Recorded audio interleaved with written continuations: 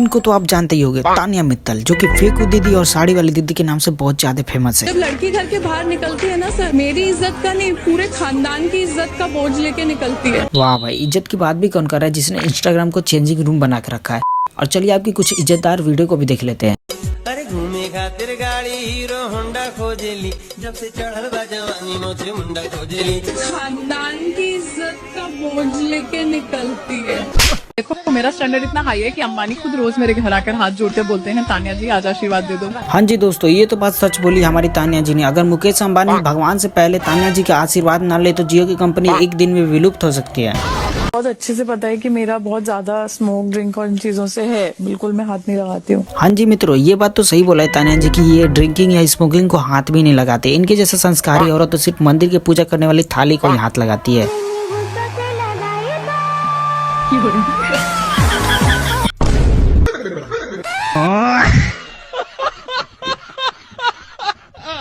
घर कैसा है तानिया?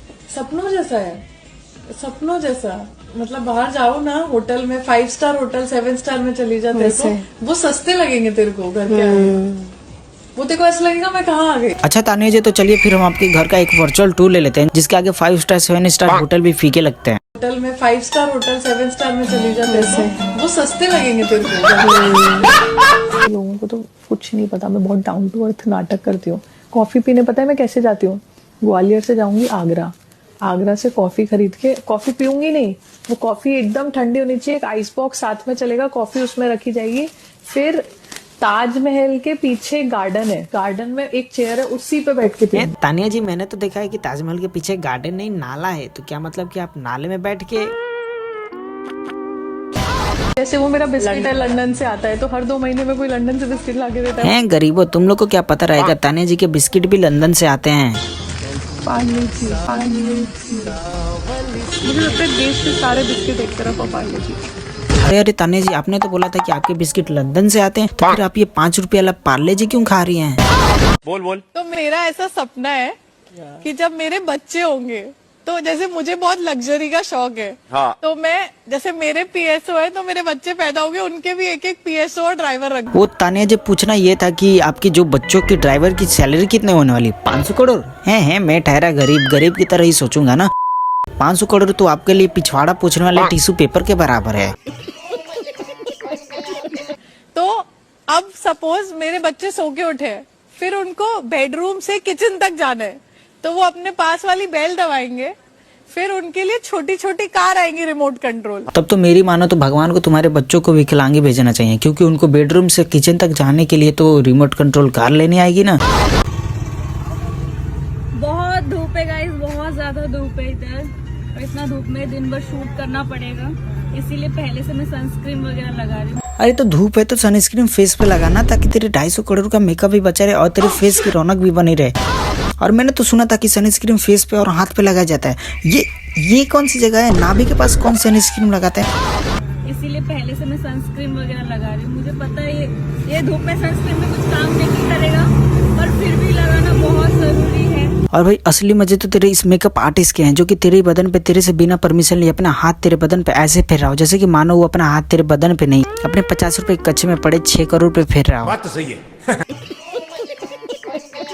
किस्मत अच्छी है कि तुम्हें मैं मिल गई।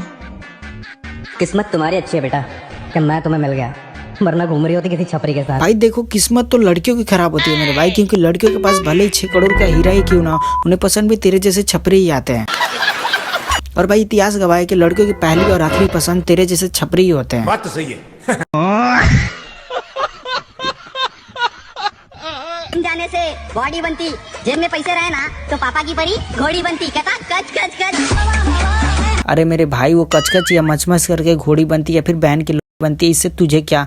और वो घोड़ी बनती है या नहीं बनती ये तो मुझे नहीं मालूम, लेकिन तेरी इस एक्टिंग को देख के मैं बता सकता हूँ कि तुझे इस फील्ड में काफी एक्सपीरियंस है। कच कच कच। कहता कच कच कच। कोर्ट कचहरी के बढ़ते हुए केस इस बात का प्रूव है कि 60 साल के सास ससुर खुद तो खुश रहना चाहते हैं एक साथ, लेकिन अपने खुद के बहू बेटों को एक छत के नीचे फूटी आग देखना उनको मंजूर नहीं। अरे तो आंटी जी, आंटी बनने की उम्र में आप अपने बालों को नीले पीले करवा के आप अपने सास ससुर के सामने जाएंगे तो आपको कोर्ट कचहरी के चक्कर तो लगाने ही पड़ेंगे। और अगर आप चाहते हैं कि आपको कोर्ट कचहरी के चक्कर ना लगाने पड़े तो आप मर्यादा में रहिए ना। लाडले, तेरी तो सिर्फ कमाई देखी जाती है और हमारा आँख नाक कान मुंह लंबाई छोटाई चौड़ाई मोटाई रंग रूप काला मोटा पतला छोटा नाटा गिट्ठा सब देखा जाता है। तो लाडली, फिर तो मुझे तेरी शादी कैंसिल ही लगती है, क्योंकि हम लाडलों के घर में संस्कारी बहू चाहिए, कैंची जैसे जुबान चलाने वाली नहीं।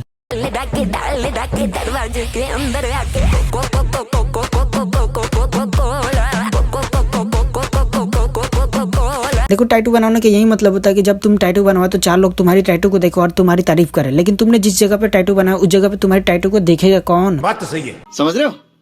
समझ रहे हो आप? समझ रहे हो ना?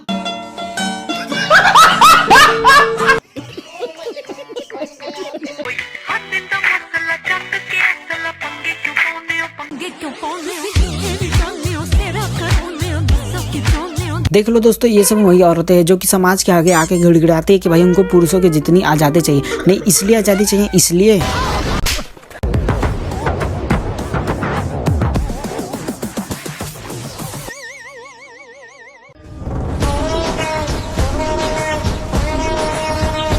मैडम ने अपने जीवन में इतने सारे टैटू बनवा लिए थे कि इनको अगला टैटू बनवाने के लिए कोई जगह ही नहीं मिला और इन्होंने अपने पिछवाड़े पे टैटू बनवा लिया।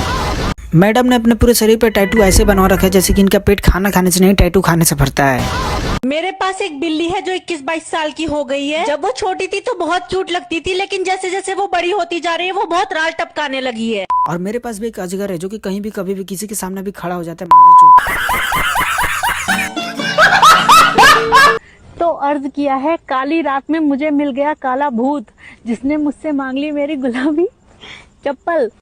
एक मेरा भी कि भूत पी गया मूत और गुलाबी नहीं काली है तेरी माँ की चू। चाय चाय चाय चाय। आओ माँ कसम।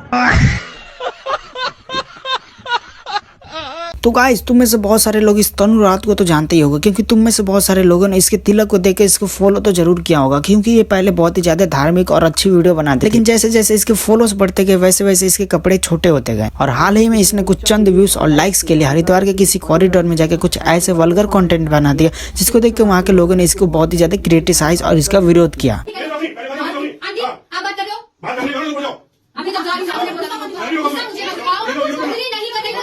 और इस लड़की के जरा तेवर तो देखो, फॉलोअर्स बढ़ने के साथ साथ इसके घमंड भी इतने ज्यादा बढ़ गए कि इसको लग रहा है कि इसने बहुत ही अच्छा काम किया है। देखो, लास्ट में मैं तुम्हें यही बोलना चाहूंगा कि घमंड करने से कुछ नहीं होगा, तुमसे सबसे माफी मांग लेने में ही भलाई है।